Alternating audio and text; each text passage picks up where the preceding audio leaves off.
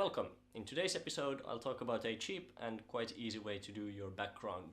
Now I'm not an expert in do-it-yourself stuff, so this is just something I cooked up really fastly from the stuff that I happen to have in my possessions at the moment.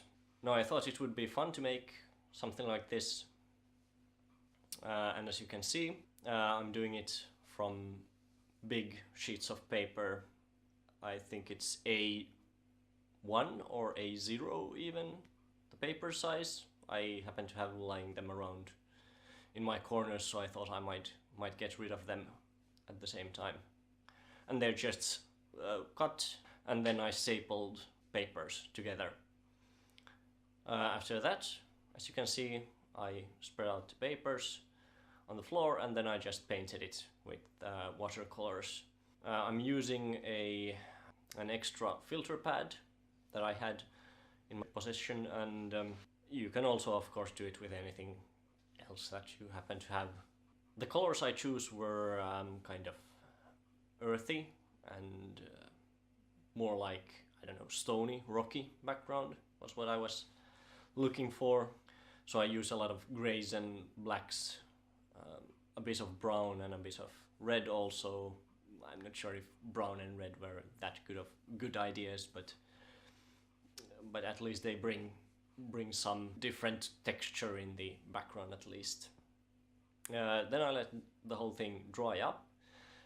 In the process it actually got a bit scrumpled, which I think is just good.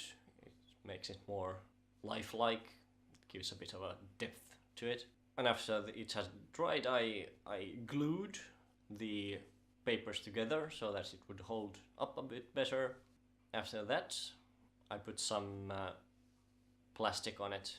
This is just normal book wrapping plastic.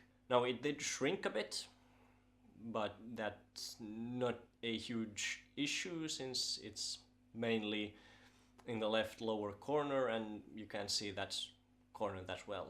But there is a bit of the back wall is shining through, but as I said, it's nothing that you really would notice. I put the background, or I fastened it to the aquarium back with blue tack. That's a pretty cheap and relatively easy way to get it to hold, at least for some while. That was my first and perhaps the only do-it-yourself project, at least for a while. I don't have any other project at the moment that I would be thinking of, but of course if I come up with something I'll try to get it on a tape and share with you too. So thanks for watching, see you next time.